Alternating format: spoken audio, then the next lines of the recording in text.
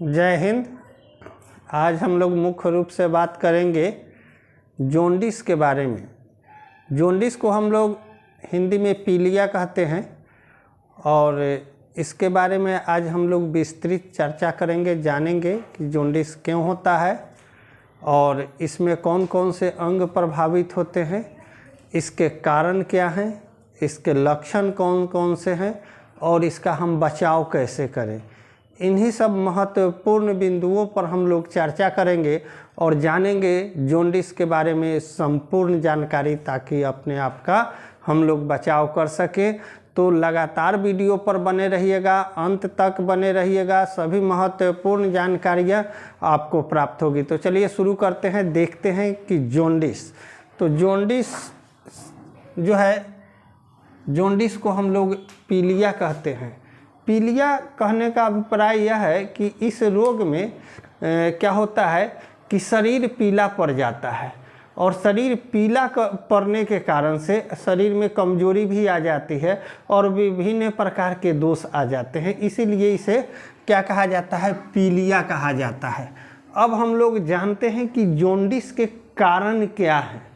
तो जॉन्डिस के कारण सबसे पहला जो मुख्य कारण है, आज वर्तमान समय में जो रोज़मर्रा की ज़िंदगी आई है उसमें काफ़ी जटिलताएं आ गई है और उस जटिलता के कारण क्या है कि व्यक्ति का खान पान प्रभावित हुआ है।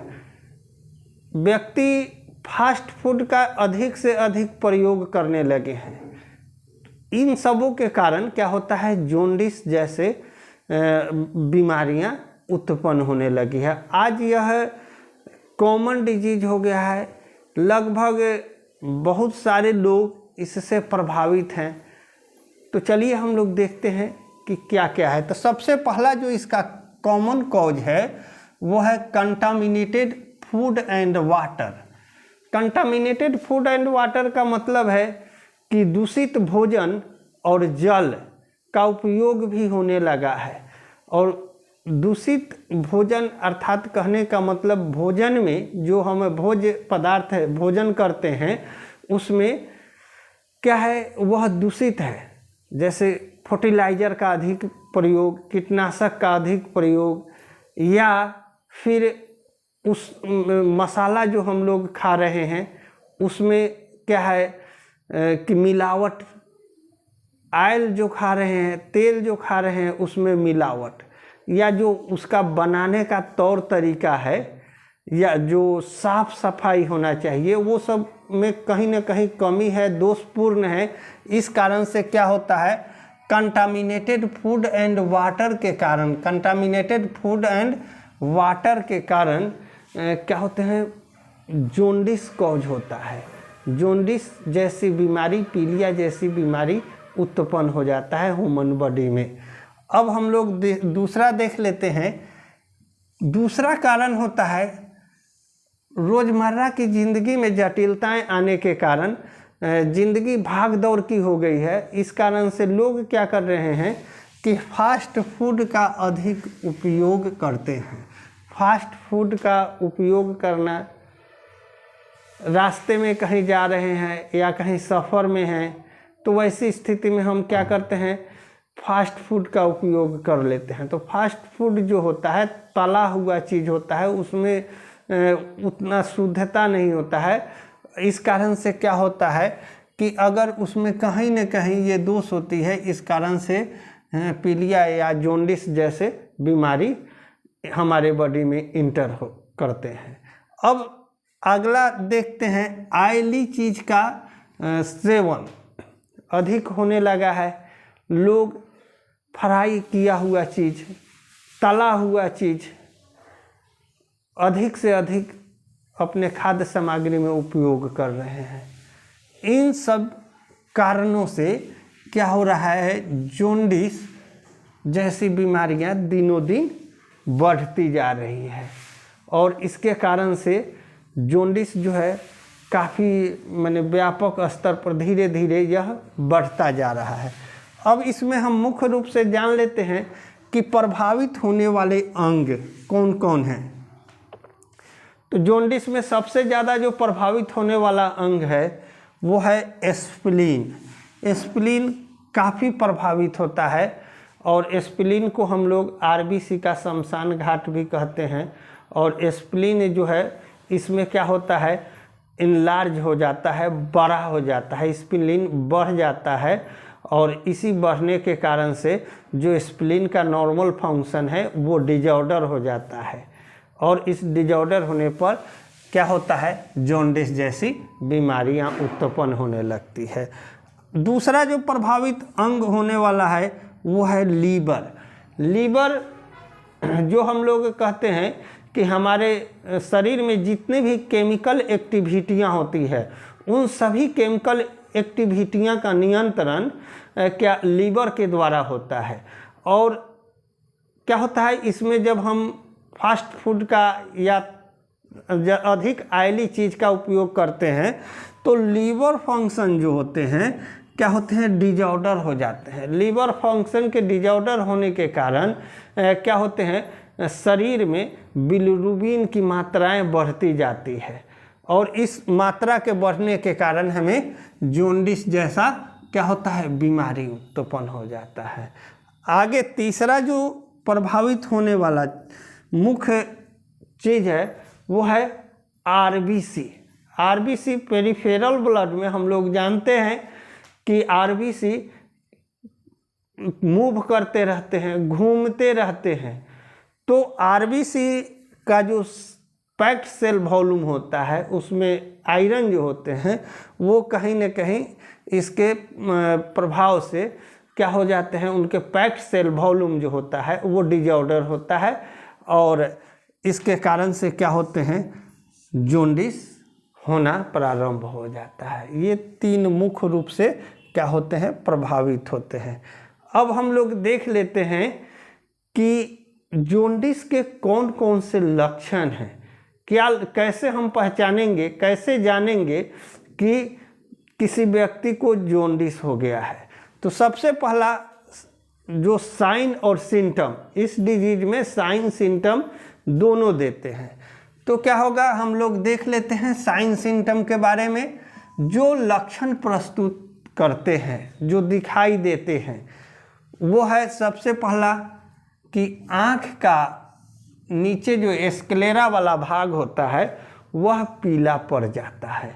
व्यक्ति का आँख का स्क्लेरा वाला भाग जो होता है वो क्या होता है, पीला पड़ जाता है। आँख के अंदर जो वेन्यूल्स होते हैं वो पीला पड़ जाते हैं ब्लड के कमी के कारण, तो इसी बिलिरुबिन बढ़ने से।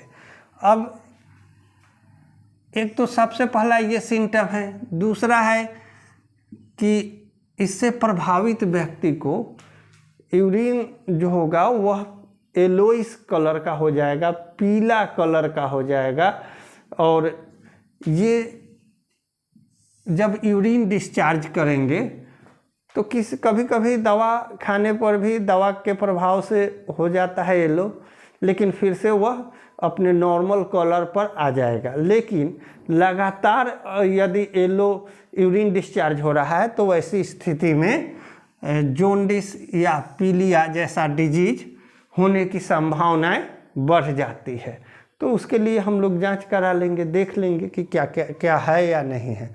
तीसरा जो सिम्टम होता है, पीला पसीना आना। जब जॉन्डिस का लेवल बढ़ता है, हाई होने लगता है, तो धीरे धीरे वह स्वेटिंग के रूप में जब पसीना व्यक्ति के शरीर से निकलता है तो बिलिरुबिन उसके साथ मिला होता है। इस कारण से पसीना क्या हो जाता है, येलोइश हो जाता है, पूरा येलो हो जाता है। यहाँ तक कि व्यक्ति अगर कपड़ा को उसको पहने हुए है उसे देखा जाए तो उसमें से येलो कलर प्रोड्यूस होने लगते हैं, यानी कि शरीर का जो स्वेटिंग के रूप में जो पसीना निकलता है वो पीला हो जाता है।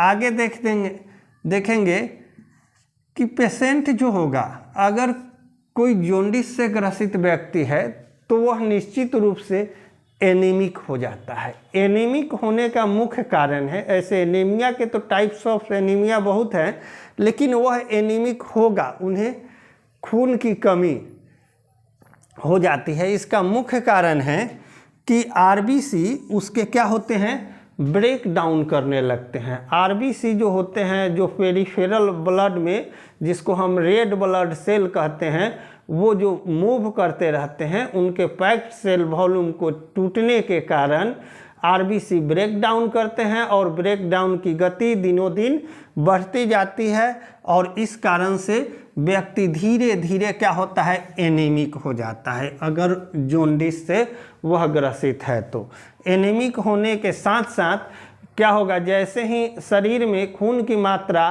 कमेगी, एनीमिक होगा पेशेंट, तो उसके साथ ही क्या होता है कि कमजोरी होना शुरू हो जाएगा और कमजोरी होने के साथ क्या होगा, व्यक्ति में काम करने की इच्छा, लेथार्जीपन आना शुरू हो जाएगा।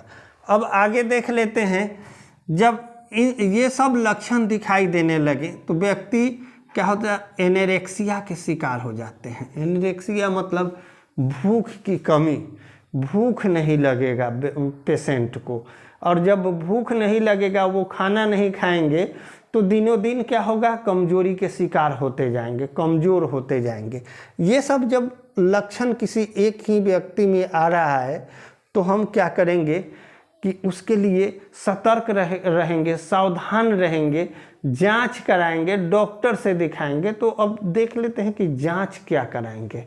तो जांच मुख्य रूप से जो बचाव के लिए कराएंगे वो है liver function test. Liver function test और किडनी फंक्शन टेस्ट, दो टेस्ट कराएंगे। तो लीवर इसमें प्रभावित होते हैं और यूरिन से डिस्चार्ज होता है, तो किडनी भी कहीं ना कहीं वहाँ से बिलिरुबिन का डिस्चार्जेशन करते हैं। इस कारण से बिलिरुबिन भी किडनी फंक्शन टेस्ट भी कराएंगे। इसमें अल्कलाइन फॉस्फेट है, यूरिया है, ब्लड यूरिया है, ये सब, या लीवर में है बिलिरुबिन, डायरेक्ट इनडायरेक्ट बिलिरुबिन, ये सब एसजीपीटी, एसजीओटी, ये सब टेस्ट जब हम कराएंगे तो क्या होगा कि यह पता चलेगा कि हमारे शरीर में जो बिलिरुबिन की क्या मात्रा है, नॉर्मल से एबनॉर्मल है या नॉर्मल है, कितनी मात्रा बढ़ गई है बिलिरुबिन का। इन सब चीज़ों को देखने के बाद क्या होता है, डॉक्टर मेडिसिन चलाएंगे और उसके बाद धीरे धीरे आपके शरीर में जो बिलिरुबिन की मात्राएं बढ़ गई है, जिसके कारण से जॉन्डिस हुआ है, आपका शरीर प्रभावित है, धीरे धीरे कम होने लगेगा लेवल और एक समय आएगा कि आप ठीक हो जाइएगा। अब आगे हम लोग देख लेते हैं जॉन्डिस के प्रकार, टाइप ऑफ जॉन्डिस। ये जानना बहुत ज़रूरी है, यदि समय रहते ध्यान नहीं दिया जाता है, कुछ लोग ऐसे लापरवाही करते हैं, तो वैसी स्थिति में जॉन्डिस का बिगड़ता हुआ रूप, जब जॉन्डिस का लेवल काफ़ी हाई हो जाता है तो धीरे धीरे वह जॉन्डिस जो है हेपेटाइटिस बी और हेपेटाइटिस सी, यहाँ तक कि हेपेटाइटिस डी में भी कन्वर्ट कर जाता है और वहाँ से पेशेंट को बैकअप करना काफ़ी मुश्किल होता है, यहाँ तक कि मुश्किल ही नहीं, नामुमकिन भी हो जाता है। अब हम लोग जान लेते हैं कि जॉन्डिस जो होते हैं, एक तो ऑब्स्ट्रक्टिव जॉन्डिस होते हैं। ऑब्स्ट्रक्टिव जॉन्डिस कहने का मतलब है शरीर में जितने भी डक्ट हैं, जैसे common bile duct, hepatic duct या सिस्टिक डक्ट, ये तीन जो डक्ट हैं मुख्य रूप से क्या करते हैं, वो लीवर में जो तत्व प्राप्त होते हैं उसी तत्व का वो वहन करते रहते हैं। हेप्टिक डक्ट, सिस्टिक डक्ट और कॉमन बाइल डक्ट, ये तीनों डक्ट में किसी कारण से बाधा या रुकावट उत्पन्न होती है।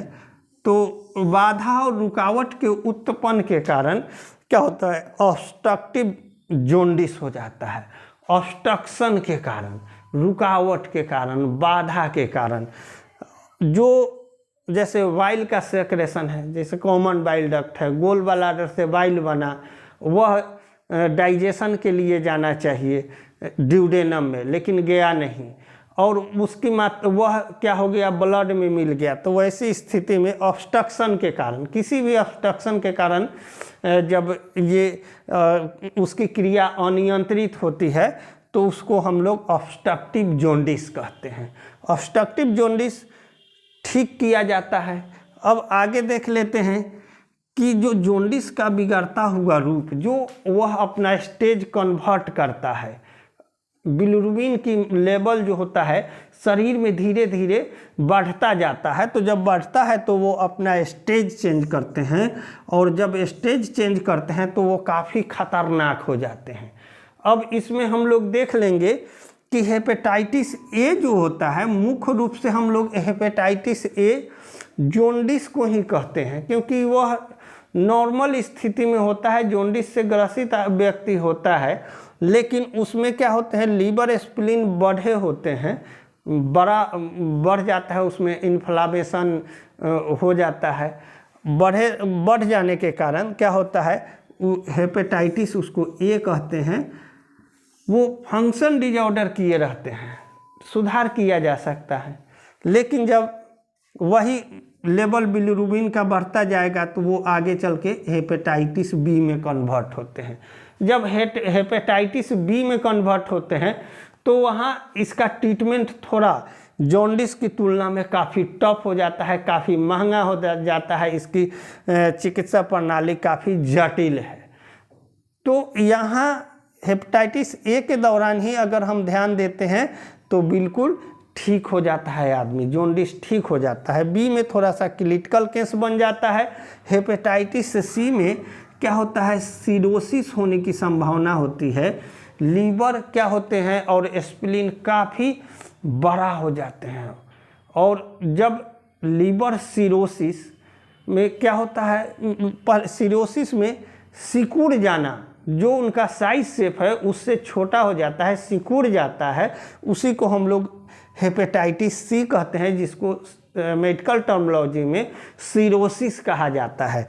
तो उसे जब सिकुड़ जाता है तो उसको नॉर्मल अवस्था में लाना थोड़ा सा टफ हो जाता है, वो काफ़ी हार्ड हो जाते हैं, सख्त हो जाते हैं, और वो अपना फंक्शन फुल्ली डिजॉर्डर करते रहते हैं। वैसी स्थिति में क्या होता है कि कैंसर होने की भी संभावनाएं बढ़ जाती है। सिरोसिस जब हो जाएगा व्यक्ति को तो वह कैंसरस सेल में भी कन्वर्ट होंगे, कैंसर होने की संभावना होती है, यहाँ बचना काफ़ी मुश्किल होता है। इसके बाद जो चौथा स्टेज आता है हेपेटाइटिस डी का, इस हेपेटाइटिस डी में क्या होते हैं, रीनल फंक्शन फुल्ली डिजॉर्डर कर देते हैं। यहाँ हम लोग देखे हैं कि स्प्लीन और लीवर ये दो डिजॉर्डर कर रहे थे, लेकिन हेपेटाइटिस डी में क्या होता है कि रीनल फंक्शन भी डिजॉर्डर कर देते हैं साथ में, क्योंकि स्प्लीन और लीवर दोनों पूर्ण रूप से प्रभावित रहते हैं सी के दौरान ही। जब स्प्लीन और लीवर पूर्ण रूप से प्रभावित हैं तो जो किडनी फंक्शन है, रीनल फंक्शन है हमारा, वो क्या होता है, अपना फंक्शन डिजॉर्डर कर देता है। और जैसे ही फंक्शन डिजॉर्डर करते हैं तो शरीर में स्वेलिंग हो जाता है, पूरे शरीर में क्या होता है, स्वेलिंग हो जाता है, काफ़ी हाथ पैर मोटे मोटे हो जाते हैं पूरा, क्योंकि renal function test fully disorder है। और डिजॉर्डर होने के कारण से क्या होता है, स्वेलिंग बहुत ज़्यादा हो जाता है। अब क्या होता है, इसमें जो लीवर सिकुड़ा हुआ था वह इनलार्ज हो जाता है, बड़ा हो जाता है, स्प्लीन भी बड़ा हो जाता है, रीनल फंक्शन भी डिजॉर्डर कर देते हैं। और इसके साथ साथ क्या होता है, ब्लड सर्कुलेटरी सिस्टम भी डिजॉर्डर होता है, उस पर दाब पड़ जाता है जितने भी वेन हैं उस पर, और इस कारण से क्या होता है, लगभग बॉडी की जितनी भी क्रियाएं हैं वो अनियंत्रित हो जाती है, और इस डी की स्थिति में बचना मुश्किल है। तो हम लोग अगर सावधानी करें, ध्यान दें समय से, तो हेपेटाइटिस ए अर्थात जॉन्डिस अगर किसी को हो जाता है, पता होता है, उसका ट्रीटमेंट अच्छा से कराना चाहिए, और उसका जो डोज और कोर्स दिया गया है दवा का उसको लेते रहेंगे, निश्चित रूप से वह ख़त्म हो जाएगा। हेपेटाइटिस बी और सी डी में जाएगा ही नहीं और आप बच जाइएगा। इस प्रकार हम लोगों को सावधानी करना है। इसमें क्या है, थोड़ा सा सावधानी करें, फास्ट फूड को एवॉइड करें और कंटामिनेटेड फूड को एवॉइड करें। जो भोजन में तेल मसाले की मात्रा को नियंत्रित करें। निश्चित रूप से आप जॉन्डिस जैसे बीमारी से बचेंगे और जीवन में जो खान पान है उसमें शुद्धता लाएं, क्योंकि आजकल बाजारू चीज़ जो है, जितने मसाला है, ऑयल है, इस सब में कहीं ना कहीं मिलावट है। इन सब मिलावटों के कारण ही क्या होता है, जॉन्डिस जैसे डिजीज़ की संख्या बढ़ती जा रही है। तो हम लोग अगर ध्यान रखेंगे तो निश्चित रूप से ठीक होगा। और इसी तरह के नए डिजीज में नए मोटिवेशन के साथ, नए जानकारी के साथ मिलेंगे फिर से। तब तक के लिए जय हिंद।